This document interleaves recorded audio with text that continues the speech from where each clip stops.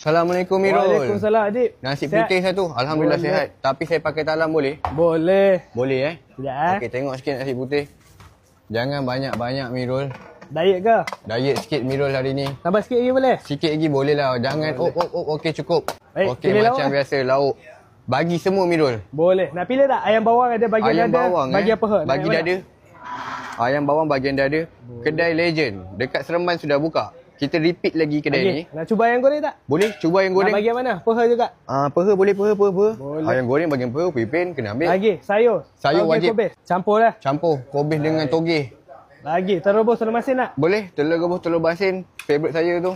Telur masin satu, telur rebus satu. Boleh, lagi Alhamdulillah lauk okey ni. Sini kedai okey Baik, alhamdulillah. Ikan goreng satu. Boleh. Nak mana? Ada kembung, ada sencaru. Ikan cencaru. Boleh. Ikan cencaru wajib ambil. Lagi. Sotong Mirul, Sotong kari. Sotong kari. Boleh. Nak dipotong tak? Fresh. Apa? Nak dipotong? Tak payah potong. Okey. Terus kunyah. Tengok Boleh. sotong Mirul. Boleh. Letak sekali boleh? Sekali Mirul, jangan asing. Bau sur makan. Ini bukan nasi kandar. Okey, ni nasi kari kepala ikan Anwar. Baik. Telur ikan Mirul. Boleh. Jangan dilupakan. Kedai main dia dekat Bangsa. Ini kedai second dia dekat Seremban guys. Orang Seremban dah tahu kan kedai ni. Kepala ikan sini boleh tengok dulu. Oh Ni ada ni. ikan merah, ikan jenahat, ikan kerapu. Oh. Nak lain? Ni, depan sini pun ada dah siap susun dah. Paling besar untuk hari ni, ada ikan merah. Ikan merah. Isi cantik. RM berapa ni? Ini 100. 100 saja. Ya, betul. Ni ada ikan kurau, isi tebal juga ni. Tebal Ni isi. special.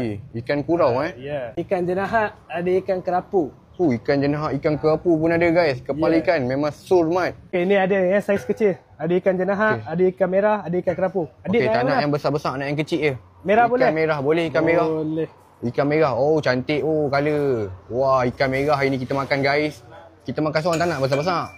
Macam ni berapa ni kepala ikan ni? Ini 55. 5 je guys. Ini dia. Ni Kari hero dia. Boleh. Letak yang terakhir kari. Betul Mat. Makan.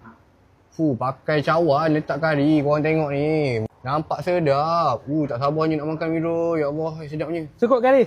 Okey, tak apa. Dah cukup. Okey. Ngam Mirul. Kepala ikan merah. Kepala ikan merah Mirul Ini kari dia. Kari dia guys. Masya Allah, terbaik Mirul.